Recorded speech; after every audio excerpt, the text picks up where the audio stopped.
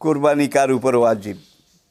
যাকাত ওয়াজিব হওয়ার জন্যে 1 বছর পূর্ণ হওয়ার পরে উদ্বৃত্ত সম্পদ যদি কারো 52 তোলা রূপার সমান বাজার মূল্যের সমান হয় তাকে বলা হয় মালেকে নিসাব। কিন্তু আমাদের সমাজে অনেকে মনে করে 7.5 ভরি স্বর্ণ, এটার মূল্য যদি পাওয়া যায়, জমা থাকে, তাহলে এর উপরে যাকাত ফরজ। কিন্তু আমাদেরকে বুঝতে হবে, আগে বলা হয়েছে চাঁদি, চাঁদি মানে রূপা।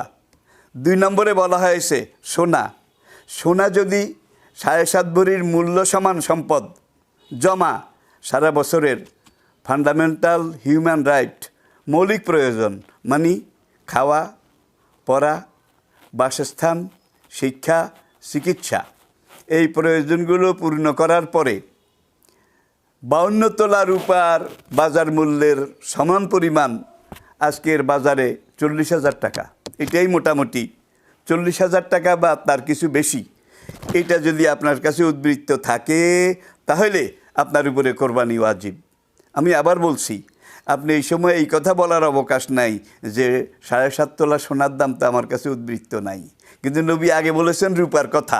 আমরা এখন ওই রূপাকে বাদ দিয়ে সবাই স্বর্ণ স্বর্ণ, যাতে করে ওই নেশাব থেকে কিভাবে বাঁচা যায়, কিভাবে এটা থেকে নিজকে বের করে আনা যায়, এটা একটা কুপমণ্ডুকতা। সুতরাং আবার বলছি যে 52 তোলা রূপা, এইটার সমমূল্য, সমমূল্যের টাকা পয়সা সম্পদ যদি উদ্বৃত্ত থাকে সারা বছরের খরচাপাতি যাওয়ার পরে, তাহলে আপনার উপরে কোরবানি দেওয়া এবং যাকাত দেওয়া ফরজ।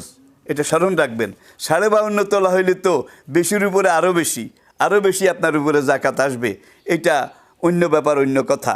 তবে একটা জিনিস খেয়াল রাখতে হবে, সেটা হলো যাকাত দেওয়ার জন্যে সম্পদ 1 বছর থাকা শর্ত।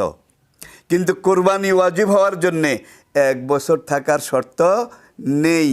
যে জিলহজের 10, 11, 12 যে 3 দিন কোরবানি দেওয়া যায়, এই 3 দিনের ভিতরে 3 দিনের কোনো এক সময়ে 52 তোলা রূপার সমপরিমাণ সম্পদ আপনার হাতে যদি আসে, তাহলে আপনার উপরে কোরবানি করা ওয়াজিব।